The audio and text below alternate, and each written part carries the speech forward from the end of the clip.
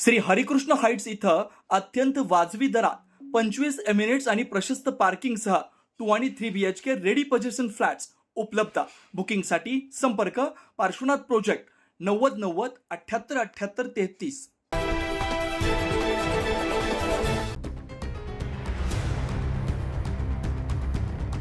शेतातील वस्तीवर एका शेतकऱ्यावर ऍसिड हल्ला केल्याची धक्कादायक घटना 2 दिवसांपूर्वी येवला तालुक्यातील देवळानी गावात घडली. याबाबत सविस्तर माहिती अशी की भाऊसाहेब बोर्डे आणि त्यांची पत्नी शेतवस्तीवरील राहत्या घराच्या गच्चीवर झोपलेले असताना अचानक अज्ञात इसमाने त्यांच्यावर ऍसिड हल्ला केला. या प्रकरणी येवला पोलीस ठाण्यात अज्ञात संशयितांविरोधात गुन्हा दाखल करण्यात आला होता.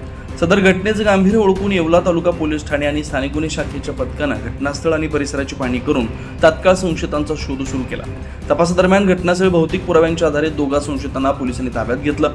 चांगदेव मोरे, सचिन कोटमे असं पोलिसांनी ताब्यात घेतलेल्या संशयितांची नाव आहे. पोलिसांनी त्यांची कसून चौकशी केली असता संशयित आणि संबंधित शेतकरी यांच्यात शेतीच्या बांधावरून जुना वाद होता आणि विशेषतः भाऊसाहेब बोर्डे यांना यावर्षी कांद्याचं उत्पन्न देखील चांगलं झालं. तो या संशयितांविरोधात इतरांसोबत वाईट साईट बोलत असल्याचा राग मनात धरून हा हल्ला केल्याची त्यांनी कबुली दिली. दोघा संशयितांना पुढील कारवाईसाठी येवला पोलीस ठाण्यात दाखल करण्यात आलाय. पुढील तपास येवला पोलीस करतायत. सदरची कारवाई येवला पोलीस ठाणे आणि गुन्हे शोध पथकाच्या मार्गदर्शनानुसार स्थानिक गुन्हे शाखेच्या अधिकारी अंमलदार यांनी केली आहे.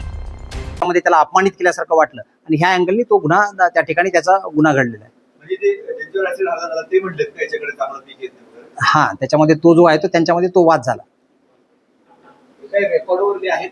नाही, रेकॉर्ड वगैरे काय. आणि जुना काय वाद होता? जुना वाद बांधावरून जो आहे, म्हणजे शेतीमध्ये जे आपल्याकडचे नेहमीचे जे वाद आहेत त्याच्यामध्ये शेतीचा जो वाद नेहमी असतो तो बांधाचा वाद असतो किंवा आणखी कुठला एखादा, पण त्याच्यामध्ये अशा प्रकारची कुठलीही तक्रार आपल्याकडे आलेली नाही. पण त्याच्यामध्ये आपापसात जी बाचाबाची आहे त्या कारणावरून हा गुन्हा घडलेला. 9 न्यूज महाराष्ट्रासाठी प्रतिनिधी इसाक कुरेशी, नाशिक.